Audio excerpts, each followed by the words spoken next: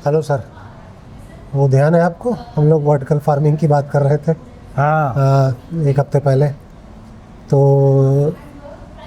आपको पता है वॉर के बाद थोड़ा सिनेरियो चेंज हुआ है।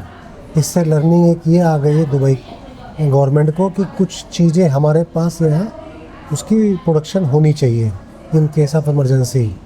तो अभी जो गवर्नमेंट प्रमोट कर रही है वो वर्टिकल फार्मिंग को प्रमोट कर रही है, पोल्ट्री फार्म को प्रमोट कर रही है, इवन गोट फार्मिंग पर भी लोग ध्यान दे रहे हैं। इसके लिए स्पेशल जो आप देखेंगे फ्री जोन है असल खेमा वाला, वहाँ पर ये लोग लैंड भी दे रहे हैं, लाइसेंस भी दे रहे हैं। तो मुझे बस आपसे ये थोड़ा समझना है क्योंकि आप के पास कंपनी फॉर्मेशन का और इसके आपके लाइसेंस है और आप सारे लोगों से कनेक्टेड हैं। तो इसका क्या प्रोसेस है, कैसे इसका लाइसेंस मिलता है, क्या वैलिडिटी होती है, कितने साल का मिलता है? थोड़ा सा अगर बताएंगे तो व्यूअर्स के लिए अच्छा रहेगा। आपको बहुत सही जगह बैठ के आइडिया याद आया है स्वप्निल भाई। हम लोग रेस्टोरेंट में आके बैठे हुए हैं हाँ ये और आपको याद आया कि यूएई जो है जी, वो फूड प्रोडक्शन पे बहुत फोकस करना शुरू कर रहा है इधर। क्योंकि हम जिस जगह बैठे हैं ये बिल्कुल ग्रीन एरिया है, मतलब यहाँ प्लांट सेल किए जाते हैं इस एरिया में। ये जुमेरा का मेन रोड है जी। और यहाँ पर लोग, मैं व्यूअर्स को ही बता दूँ, कभी अगर जुमेरा आप आते हैं और प्लांट्स आपको ख़रीदने हैं तो यहाँ पर प्लांट्स विद पॉट और वो ब्रीड मिलेंगी जो पूरे वर्ल्ड में पाई जाती है, वो सारे यहाँ पर मिलते हैं। आप देख रहे होंगे बैक साइड में ये पूरा इन्होंने ग्रीन हाउस बनाया हुआ है। तो हमने जगह भी इसीलिए चुनी है कि हम लोग फार्मिंग पर डिस्कशन कर रहे हैं, क्रॉप पर डिस्कशन कर रहे हैं, तो ये इससे अच्छी जगह हो नहीं सकती है। बिल्कुल, यहाँ फूड भी है और फार्म भी है। फूड भी है। और हम लोग अभी हमने सूप मंगाया तो सूप भी पिएंगे आपसे बात करते करते। तो सर बताइए इस वर्टिकल फार्मिंग के लिए बहुत सारे फ्री जोन्स में मैं गया हूँ। अभी तक मुझे जो सबसे अच्छा लगा वो रसल खैमा फ्री जोन है जी। वहाँ पर कर सकते हैं आप वर्टिकल फार्मिंग के लिए। एरिया अवेलेबल है, फैसिलिटी तमाम सारी दे रहे हैं वो जी। और एतिहाद रेल के आने के बाद जो यूएई में डोमेस्टिक कनेक्टिविटी है वो बढ़ जाएगी। वो भी बड़ी अच्छी हो गई है। तो एतिहाद रेल केवल पैसेंजर्स को ही नहीं ले जा रही है, ये गुड्स ट्रांसपोर्ट भी करेगी। तो रसल खैमा में अगर आप कंपनी बनाना चाहते हैं इसके लिए वर्टिकल फार्मिंग का मेरे ख्याल से मैं दो टॉपिक को अगर हम लोग कवर कर लें तो ठीक रहेगा, वर्टिकल फार्मिंग और पोल्ट्री फार्म। करेक्ट, उस पर वहाँ पर गोट काम नेक्स्ट उसमें डिस्कस कर लें। हाँ, तो वर्टिकल फार्मिंग और पोल्ट्री फार्म के लिए क्या है, वहाँ पर कंपनी एक ही वैरायटी की बननी है, चाहे आप वर्टिकल फार्मिंग करिए और चाहे पोल्ट्री फार्म बनाइए। उसके लिए बहुत अच्छा सिस्टम उन्होंने वहाँ पर ला के रखा हुआ है कि आपको एक कंपोजिट जितने भी आपको अप्रूवल्स, रजिस्ट्रेशंस, इन सब से छुट्टी, सिंगल विंडो कॉन्सेप्ट वहाँ पर उन्होंने इंट्रोड्यूस किया हुआ है। जी आप कंपनी बनाइए, जी। उसी की फीस में जितने भी डोमेस्टिक अप्रूवल्स हैं, फूड डिपार्टमेंट का, लोकल म्यूनिसिपल डिपार्टमेंट्स का, वो सब करा के देते हैं जी। और कॉस्ट जहाँ तक मैं रिमेंबर कर रहा हूँ अराउंड दे चार्ज अराउंड 45,000 दिरहम। अच्छा, 45,000 दिरहम उनकी इनकॉर्पोरेशन टाइम पे आपकी फ़ीस जाती है। नेक्स्ट ईयर से ये जब रिन्यूअल होने लगेगा कंपनी का तो वो अराउंड 20,000 तो जाएगी। सर ये लैंड की फीस है कि सिर्फ लाइसेंस की फीस है? ये लाइसेंस की फ़ीस है, licence plus ancillary approvals. Okay. Municipality का है, फूड डिपार्टमेंट का है, जो भी अप्रूवल अच्छा, चाहिए अच्छा, मतलब फूड डिपार्टमेंट के लीगल लाइसेंस, पोल्यूशन लाइसेंस, वो सारी चीज़ें वो कवर करके देंगे। ओके। इलेक्ट्रिसिटी वहाँ पर सारी मौजूद है, वेल सेटल्ड स्ट्रक्चर है उनका। और नेक्स्ट ईयर जब इसका रिन्यूअल कराएंगे जा करके तो 20,000 की फ़ीस केवल हो जाएगी, मतलब 50% से भी कम हो जाएगा। हाँ, फर्स्ट ईयर में ज़्यादा इसलिए है क्योंकि बहुत सारे लाइसेंसेस वगैरह आपको लेने होते हैं, उनकी कॉस्ट। आपके साथ यूएसपी क्या है यहाँ पर कि आपको कोई हेडेक नहीं है। आपने जा करके बस कंपनी इनकॉर्पोरेट कराने के लिए प्रोसीड करना है और बाकी सारे काम अब आप के वो करा के देंगे। आपको केवल बस उनके हिसाब से डॉक्यूमेंट्स प्रोवाइड करते जाते हैं। ओके। तो ये तो हो गया company formation, it is very simple, जी जी। Nothing rocket science to do. अब रही बात वहाँ वर्टिकल फार्मिंग की, वर्टिकल फार्मिंग में कौन सा प्रोजेक्ट लगाएं। जैसे मान लीजिए लैंड हमको चाहिए, तो लैंड का रेंट वगैरह कैसे होता है? लैंड आउटराइटली बाय करना हो तो परचेज करना होता है कि लीज पे मिलता है? नहीं, लैंड वहाँ आउटराइटली सेल के लिए नहीं अवेलेबल है। ओके। लैंड वो आपको लीज पे मिलेंगी। कितने साल की लीज होती है? लीज इनिशियल 5 ईयर्स पे रिन्यूएबल लीज होंगी। ओके। तो रेंट, लीज रेंट वहाँ का जहाँ तक मुझे याद आ रहा है वो 20 दिरहम पर स्क्वायर मीटर था एनुअली। ओके, तो प्राइस तो अच्छा है। तो अगर 5,000 स्क्वायर मीटर का आप एरिया लेते हैं तो 100,000, 1 लाख दिरहम का आपका एनुअल रेंट होगा। मतलब इंडियन रुपीज से 25 लाख रुपए का 25 लाख रुपए में साल भर का रेंटल है। रेंटल है। एक एडिशनल एडवांटेज जो हम लोग दिलवा सकते हैं किसी को भी, अगर कोई बात करेंगे कि अगर वो 5 इयर्स का एक साथ लीज कॉन्ट्रैक्ट करते हैं तो हम उनको 20% डिस्काउंट दिलवा सकते हैं। ओके, मीन्स कि 5 साल में से 1 साल फ्री। Very good. तो ये काम मिनिमम कोई भी काम स्टार्ट करेगा तो 5 साल 10 साल का हर्जन लेके स्टार्ट करता है। गुड है। अच्छा, क्या इसमें इंटरनेशनल क्लाइंट या बाहर के लोग कर सकते हैं? सारे लोग कर इंडिया सकते से आता है, चाइना से आता है, यूके से आ रहा है। सारे लोग कर सकते हैं और 100% ओनरशिप के साथ बिजनेस कर सकते हैं वहाँ पर। वहाँ पर ऐसा किसी ने नहीं कि किसी के साथ आपको पार्टनर करना है या कोई एजेंट रखना है, ऐसी कोई रिक्वायरमेंट नहीं है। 100% ओनरशिप की कंपनी आप बना सकते हैं वहाँ पर और ये काम कर सकते हैं। मतलब अब खेती करने वाले लोग भी इंडिया से आ सकते हैं। यस ये बहुत बड़ी बिल्कुल आ सकते। पहली बार स्टार्ट हुआ। अभी तक तो बोलते थे कि लेबर आएगी, इंजीनियर आएंगे, डॉक्टर्स आएंगे। अब खेती करने वाले फार्मर्स भी आ सकते हैं। रेगिस्तान में खेती करने का मजा लीजिए। रेगिस्तान में खेती करने का मजा लीजिए। यहाँ पर आप जो वहाँ पर आपकी काबिलियत है, खेती में जितनी नॉलेज है, आइए ज़मीन लीजिए, काम स्टार्ट करिए। और रेडीमेड, अच्छा इसके साथ से एक और भी फैसिलिटीज़ दे रहे हैं जो मैंने अभी पढ़ा था कि आपको मार्केट की भी पूरी मार्केटिंग की भी पूरी फैसिलिटीज़ देंगे, आपको एजुकेशन देंगे, आपका मार्केट कैसे बिकेगा, कहाँ बिकेगा, वो सारी यहाँ मार्केट तो यहाँ ढूंढनी नहीं है। क्योंकि जैसे वर्टिकल फार्म में आप क्या प्रोड्यूस करने वाले हैं, जनरली लीफी क्रॉप्स यूज होती हैं। लीफी क्रॉप्स में कोरिएंडर है, स्पिनच है, सैलड लीव्स हैं, या टोमेटो है। टोमेटो में भी अब चेरी टोमेटो और इस टाइप की चीज़ें आ गई हैं जिनकी प्राइसिंग काफ़ी हाई है। ओके। और इनकी सप्लाई के लिए आपको कुछ सोचना ही नहीं है, यहाँ पर बैठे बैठे बिकने वाला आइटम है। क्योंकि दुबई या पूरा यूएई जो है होटल इंडस्ट्री बहुत डोमिनेटेड इंडस्ट्री है। तो होरेका में इसकी सप्लाई आपके बैठे रहेंगे, वहाँ से आपकी सप्लाई ऑलरेडी बुक हो जाएगी, आपको दौड़ भाग नहीं करनी है। तो ये सर फार्मिंग में कौन सी टेक्नोलॉजी यूज़ करते हैं कि बिना पानी के या कम पानी में ये मतलब पैदावार हो जाती है? ये देखिए 2 टेक्नोलॉजीज़ हैं, एक हाइड्रोपोनिक्स और एक एरोपोनिक्स। अच्छा, इसमें क्या है कि लेयर्ड फार्म बनाते हैं कि हाइड्रोपोनिक आपने 5,000 स्क्वायर मीटर की लैंड ली तो उसमें 5 लेयर का आपने फार्म बना लिया। ओके। ड्रिप इरिगेशन से उसकी इरिगेशन प्रोवाइड करेंगे उसको, और 5,000 मल्टीप्लाइड बाई 5, 25,000 स्क्वायर मीटर आपकी ऑपरेटिव लैंड होगी एक ही छोटी सी जगह में। और जो ये हाइड्रोपोनिक्स टेक्नोलॉजी है, इसमें जो क्रॉप की प्रोड्यूस है वो काफ़ी ज़्यादा है। अराउंड साल भर में आप अराउंड 500 टन भी इसमें प्रोड्यूस कर सकते हैं। अच्छा, 500 टन का प्रोडक्शन आप 5,000 स्क्वायर मीटर की लैंड से ले सकते हैं। ओके। दूसरी दूसरी टेक्नोलॉजी जो एरोपोनिक्स है वो भी कर सकते हैं, जिसमें वाटर का कंजम्पशन कम होता है। हाइड्रोपोनिक्स की तुलना में अराउंड 40% होता है, डिपेंडिंग ऑन टेक्नोलॉजी।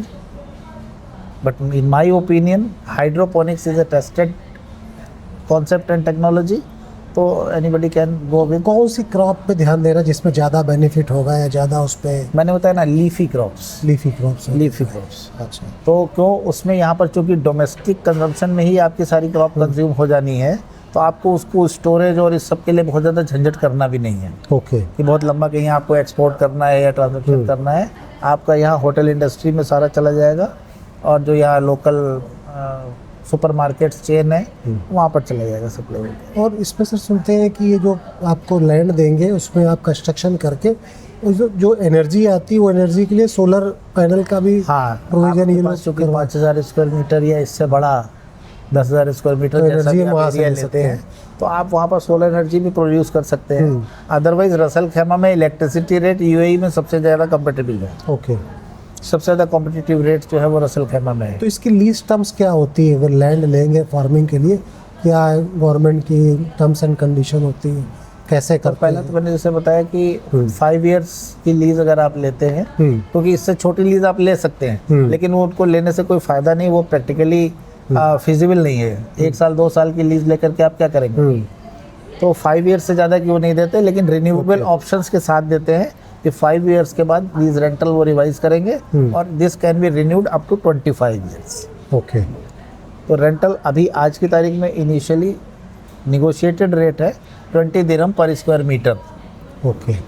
ये भी निगोशिएटेड है कि if anybody wish to take a lease for outright 5 years तो 1 year free can also be accorded. Very good. अगर मान लीजिए कोई प्रोसेस स्टार्ट करना चाहे तो कितने दिन में ये प्रोसेस कंप्लीट हो जाएगा स्टार्ट होने का?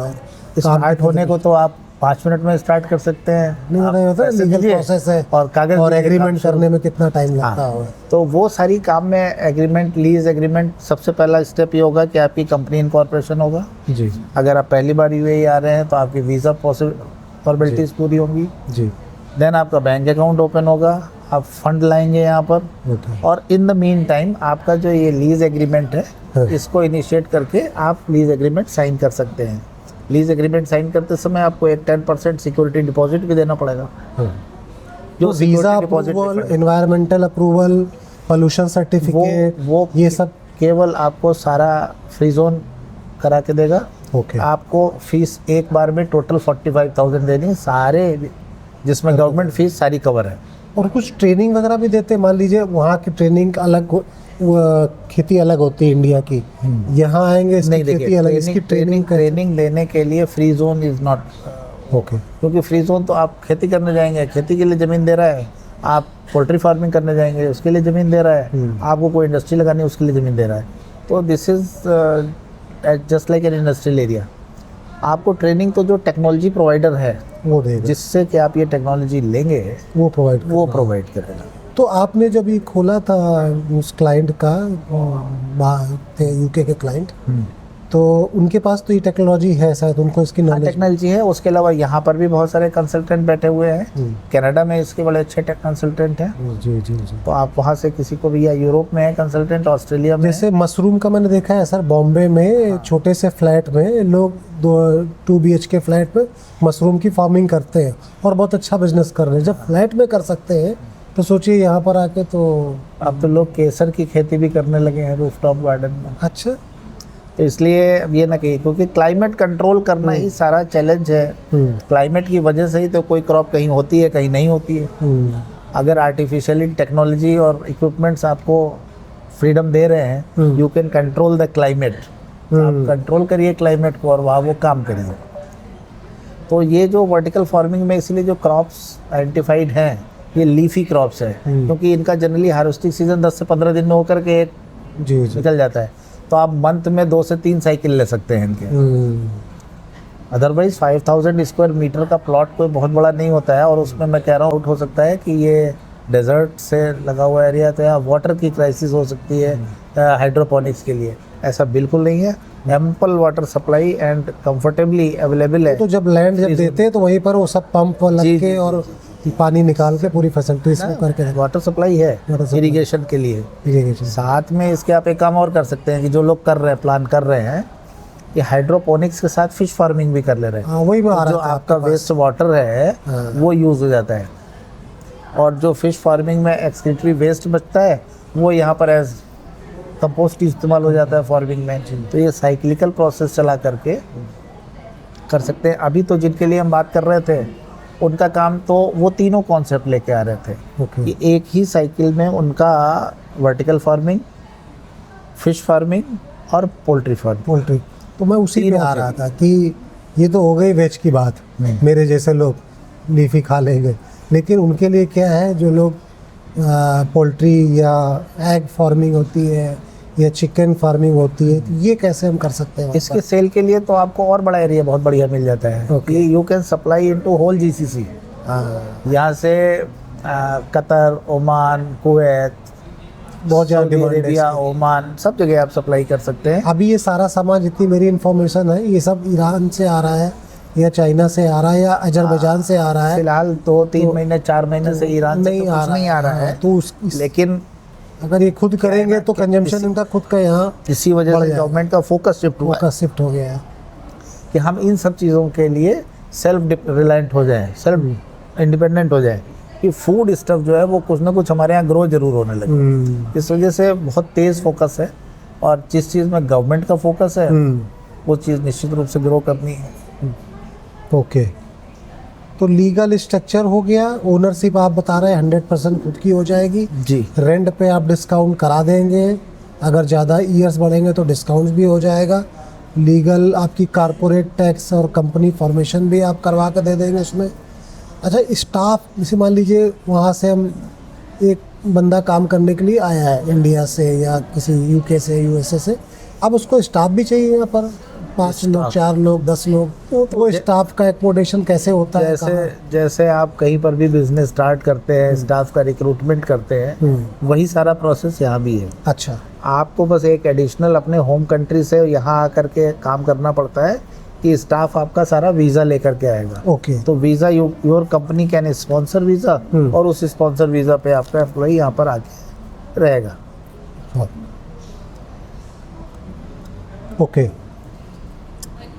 और अगर उसके बाद इसकी जो इनकम होगी वो बैंक में डिपॉजिट होगी। अब इस पैसे को अगर उसको इंडिया वापस भेजना है, इस पर कोई एनी टाइम इसमें कोई प्रॉब्लम तो नहीं है? कोई प्रॉब्लम नहीं। अच्छा, इसको अगर सब in terms of ROE model समझना चाहें तो आरओई मॉडल में इसको हम कैसे रख के क्या आरओआई मॉडल में जैसे मैंने कैलकुलेट किया था रफली 21 से 24% का आरओआई जो है वो सेकेंड ईयर से अचीव किया जा सकता है। अच्छा, फर्स्ट ईयर थोड़ा सा कूलिंग पीरियड रहता है, तो उसमें आपका प्रिपरेशन है, सेटलमेंट इस्टेब्लिश करना है, आपका सारा वो रहता है। उसके बाद चूँकि प्रोडक्शन आप straight away 80 to 100% production capacity achieve कर लेते हो। हाँ, तो जो पैसा आप डालेंगे 1 ईयर तक आपका ब्रेक इवन आएगा, आफ्टर 1 ईयर के बाद आपका प्रॉफिट चालू होगा। ब्रेक इवन 1.5 ईयर 1.5 ईयर पे आएगा। अच्छा सर, इसमें कोई वीज़ा की लिमिट है?